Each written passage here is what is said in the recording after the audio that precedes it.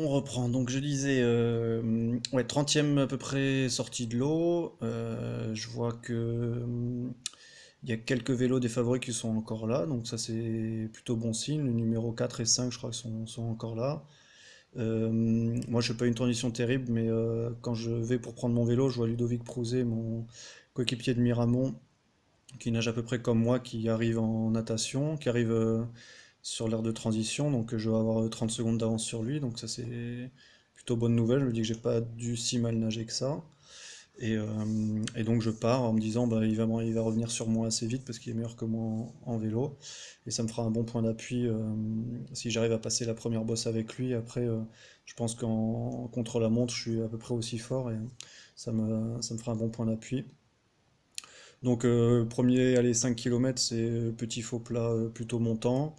Je pars avec le numéro 5, donc c'est un des favoris qu'ils ont annoncé mais que je connaissais pas. Euh, ben, je vois que je suis à peu près de son niveau à vélo. Bon, rien trop à dire. Et Ludovic il revient sur moi très vite, juste avant la première bosse, en 5 km à peu près. Moi, je commence à calculer dans ma tête. Je me dis, bon, il m'a pris 5 km, en 30 secondes en 5 km, il y a 85 km. S'il me prend 30 secondes tous les 5 km, ça va faire 1 minute tous les 10 km, il va me reprendre 8 minutes et demie.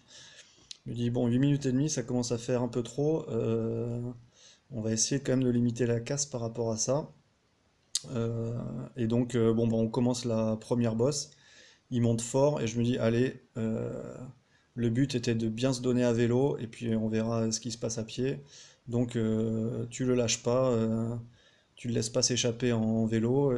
Sur la bosse, là, ça dure 2-3 km, et t'essayes de bien rester.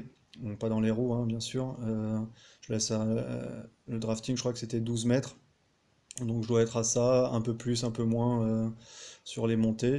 Mais je dois m'employer vraiment fort en me disant, allez, ça va être un bon point d'appui après, donc il faut pas le laisser partir, quoi.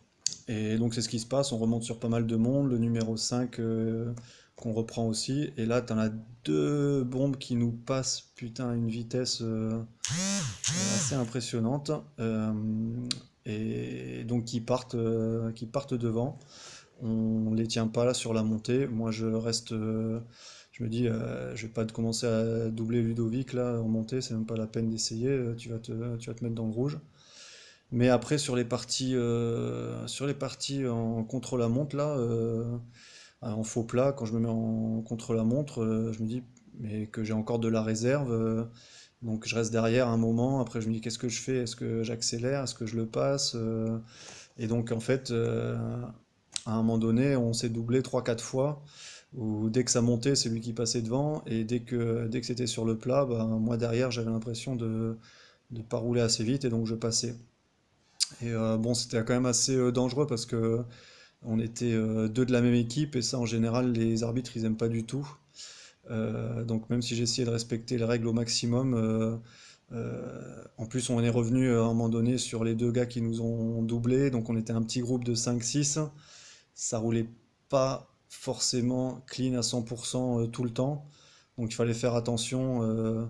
Et moi, dès que je laissais un gap, on va dire, supérieur à 7-8 mètres, ça me passait devant. Donc c'était vraiment pas évident. Donc j'essayais de gérer au mieux, de vraiment pas me prendre un carton bêtement. Parce que là, pour le coup, même enfin, sur les montées, quand on était à 8 mètres, je pense que l'effet drafting il est inexistant.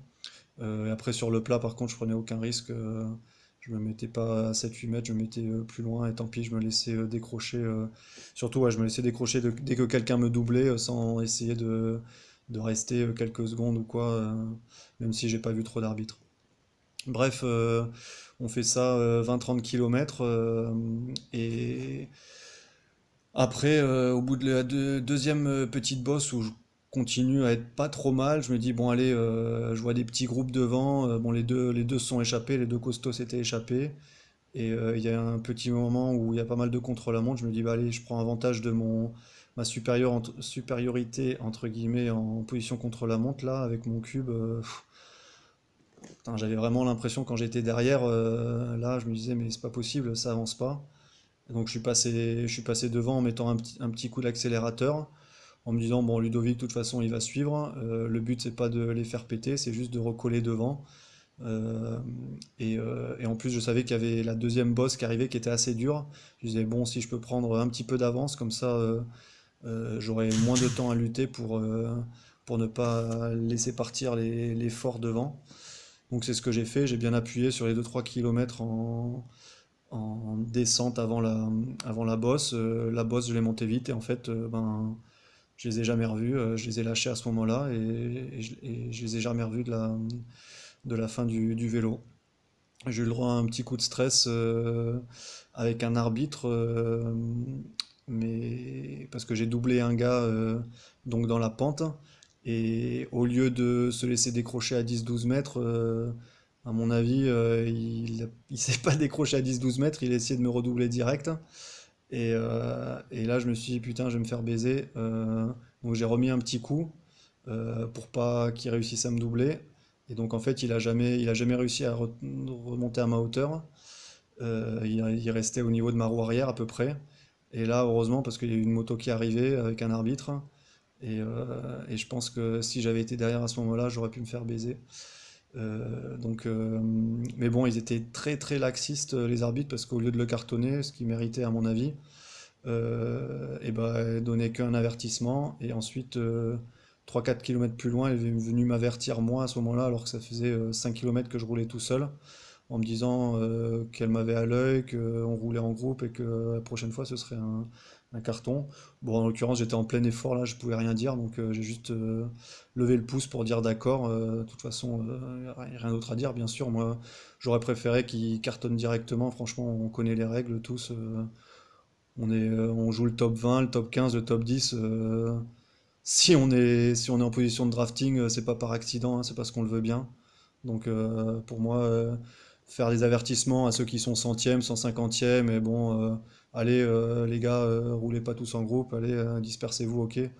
Pour ceux qui sont 15e, 20e, l'avertissement il est de trop, je pense. Déjà que c'est difficile de choper les mecs en flagrant délit, quand on chope un, faut le cartonner, quoi, parce que sinon il n'y aura jamais de carton et ça continuera à pas rouler très propre. Donc bon, moi j'ai rien à me reprocher en tout cas.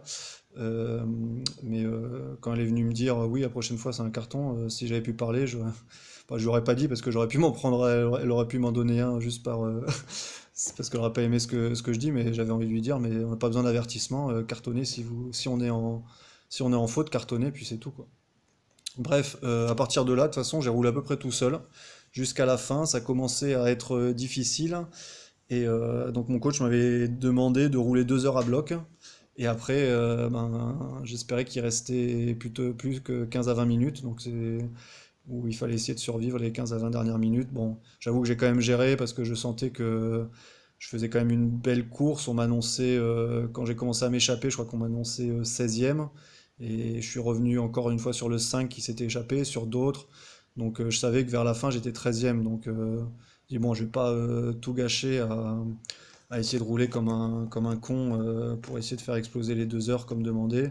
J'ai roulé bien fort, mais j'en gardais quand même un petit peu parce que je savais qu'il restait 20 minutes à peu près à la fin, autour du lac, donc sur des chemins un petit peu pas très roulants, quoi, un peu casse-pattes, donc on pouvait perdre un petit peu de temps. Donc j'ai fait attention d'en garder pour les 10 dernières minutes et pour la course à pied, bien sûr. Même si sur la course à pied, le but c'était de le faire, ouais, c'était quand même de faire le vélo à fond et de faire la course à pied avec ce qui restait. Donc hyper content de cette partie vélo, c'est le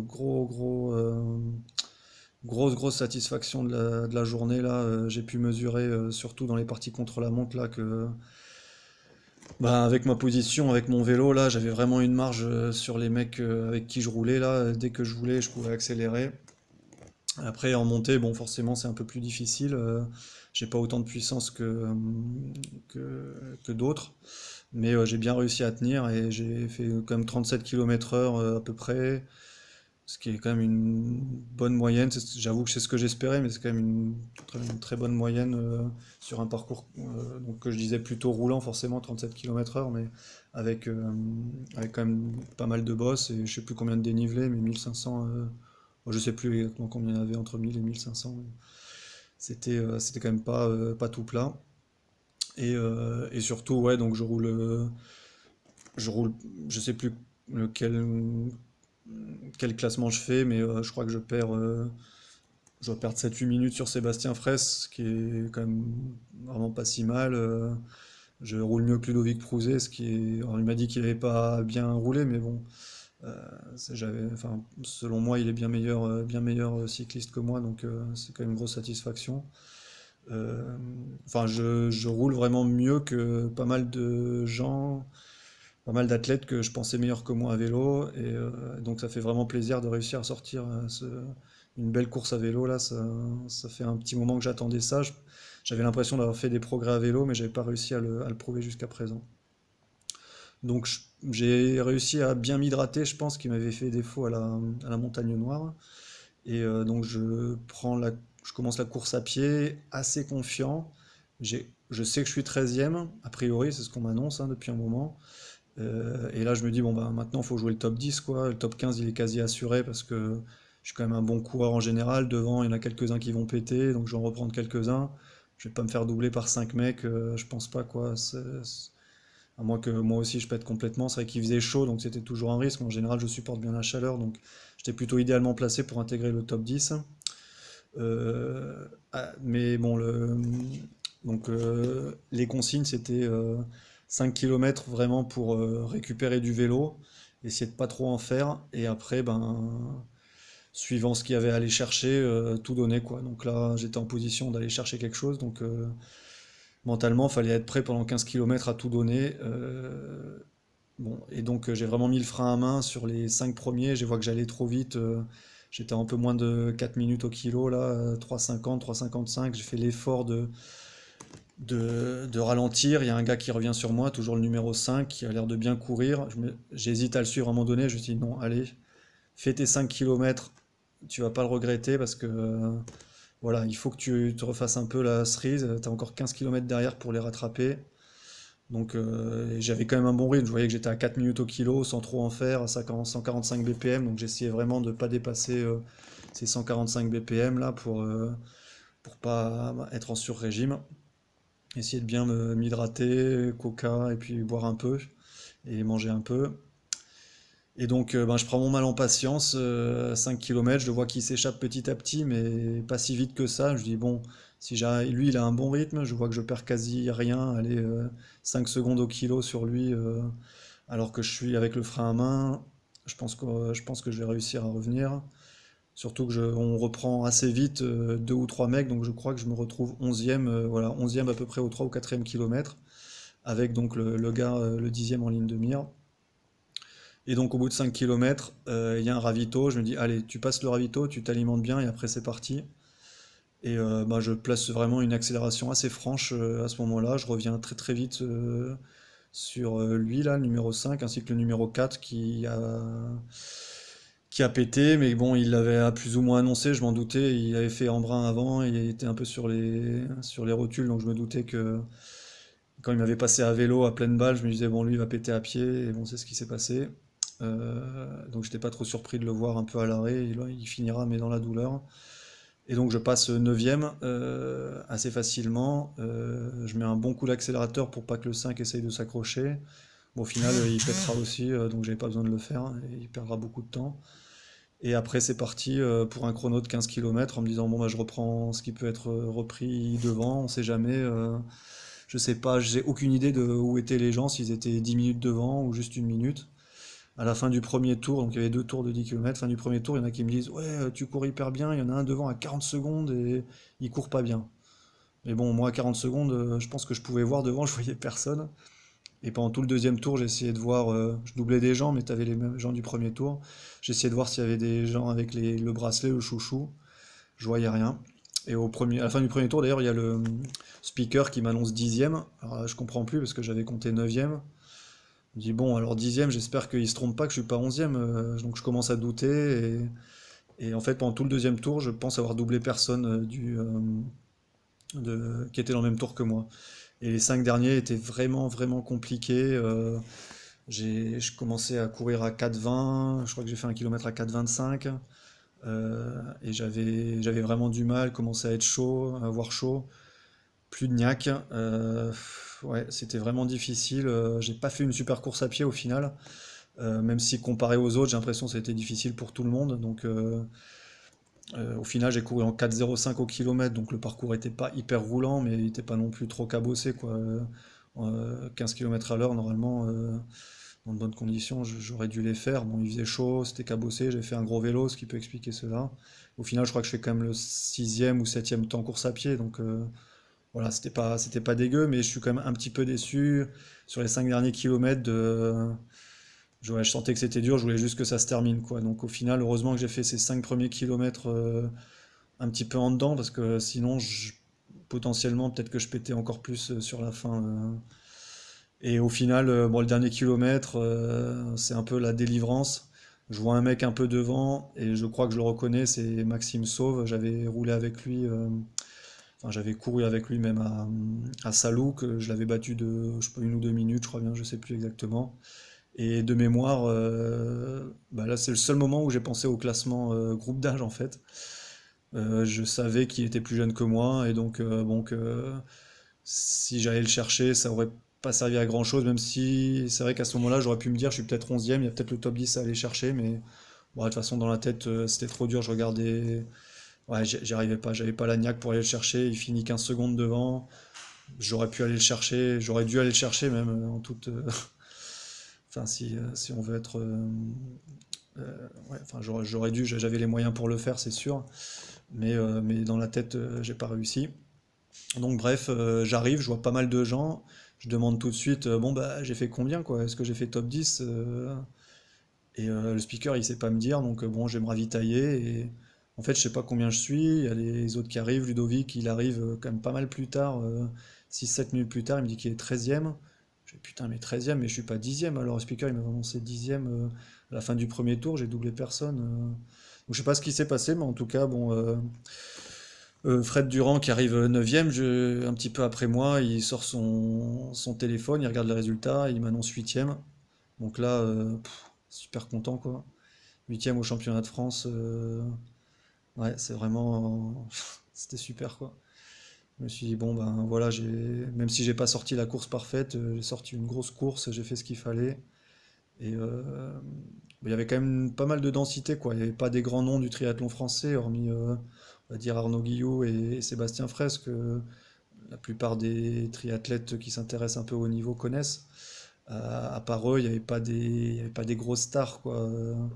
Donc c'était pas un Ironman, c'était pas un label, quoi, clairement.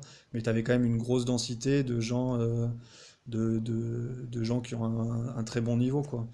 Donc moi, top 10 là, vu de la start list, j'étais vraiment, vraiment pas serein de pouvoir y arriver, quoi, clairement. Donc, euh, donc je suis vraiment très content d'avoir sorti cette course au bon moment, malgré toutes les difficultés et tous les doutes que j'avais. Et ça me redonne vraiment un bon coup de boost là pour la fin de saison et pour la saison prochaine. De m'y remettre, d'essayer encore de m'améliorer en natation, en vélo, même en course à pied, enfin dans les trois sports.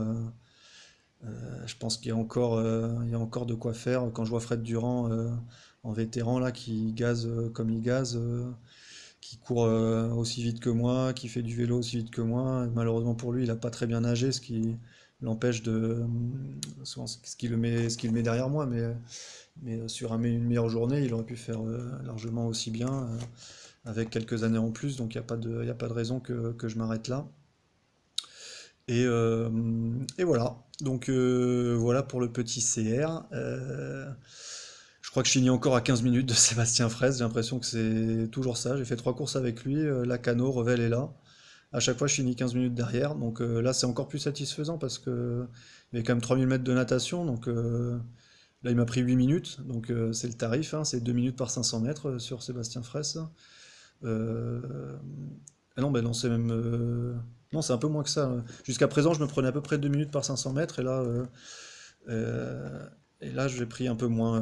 Bon, je fais des mauvais calculs, mais bref, en général, je prenais 6-7 minutes sur Alpha.